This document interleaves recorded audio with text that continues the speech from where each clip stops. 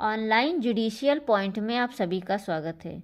आज हम जांच या इंक्वायरी के बारे में समझेंगे। जांच या इंक्वायरी को दंड प्रक्रिया संहिता 1973 की धारा 2(6) या 2G में परिभाषित किया गया है। इसके अंतर्गत जांच से अभिप्रेत है विचारण से भिन्न ऐसी प्रत्येक जांच जो इस संहिता के अधीन मजिस्ट्रेट या न्यायालय द्वारा की जाए।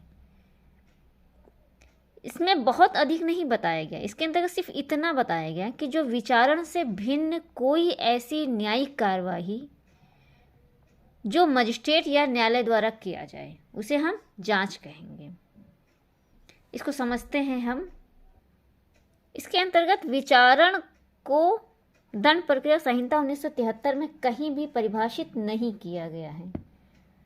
वह विधिक प्रक्रिया जिसके तहत न्यायालय या मजिस्ट्रेट किसी अपराध के अभियुक्त व्यक्ति की दोषिता या निर्दोषिता को अवधारित करने हेतु अपनाता है, उस प्रक्रिया को ही विचारण कहा जाता है। विचारण का प्रारंभ आरोप के विवेचन या चार्ज फ्रेम होने के बाद से शुरू होता है। तो अब यहाँ ये निकल के आया कि आरोप के विवेचन से पहले कि संपादित सभी न्यायिक कार्यवाहियां जांच कहलाएंगी। यह विचारण के पूर्व की जाती है, यानी कि जो जांच होती है विचारण के पूर्व की जाती है तथा विचारण में सहयोग प्रदान करती है। विचारण का मुख्य उद्देश्य तो हम देख ही लिए कि दोषिता या निर्दोषिता का अवधारण करना होता है। जांच का मुख्य उद्देश्य क्या है? तो जांच का मुख्य उद्देश्य किसी तथ्य की वास्तविकता की जांच करना होता है कि वह तथ्य वास्तविक रूप में है या नहीं है। जांच में शपथ दिलाई जा सकती है। इस संहिता के तहत कुछ प्रमुख उदाहरण जिनकी जो जांच की प्रक्रिया अपनाई जाती है, जैसे 190 के तहत अपराधों का संज्ञान, जो अपराधों का संज्ञान लिया जाता है धारा 190 के तहत, यह कार्यवाही जांच के अंतर्गत आती है। दूसरा देखते हैं तो 200 से 203 के तहत की कार्रवाई। 200 से 203 में क्या है? तो परिवाद बताया गया है। अध्याय 15 में परिवाद बताया गया है। इसके अधीन की जाने वाली परिवाद कार्यवाही भी जांच होती है।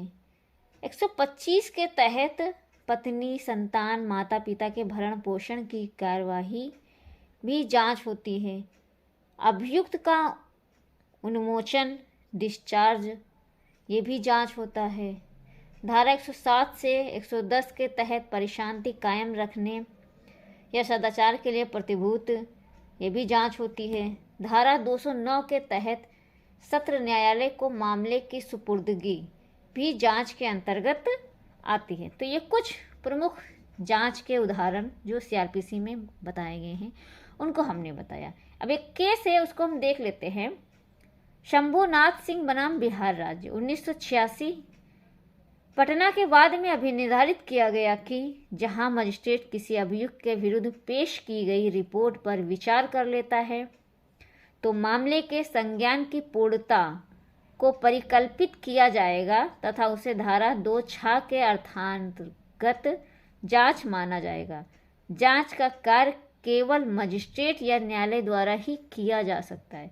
इसलिए पुलिस अधिकारी द्वारा किए जाने वाले अन्वेषण का कार्य वस्तुतः जांच की कोटि में नहीं आएगा, क्योंकि वह अन्वेषण का ही भाग होता है, ना कि जांच का। ये इस केस में बताया गया। जांच को अक्सर लोग अन्वेषण से जोड़ लेते हैं सामान्य बोलचाल में कि पुलिस जांच कर रही है, पुलिस ने ये जांच करके ये पता लगाया, जबकि जांच केवल न्यायालय द्वारा या मजिस्ट्रेट द्वारा ही किया जाता है और जो पुलिस द्वारा कार्रवाई की जाती है वो अन्वेषण होती है। हम अगली वीडियो में अन्वेषण के बारे में विस्तार पूर्वक बताएंगे। जांच आप सभी को आई होप समझ आ गया होगा। वीडियो अच्छी लगी हो तो लाइक, शेयर एंड सब्सक्राइब करें।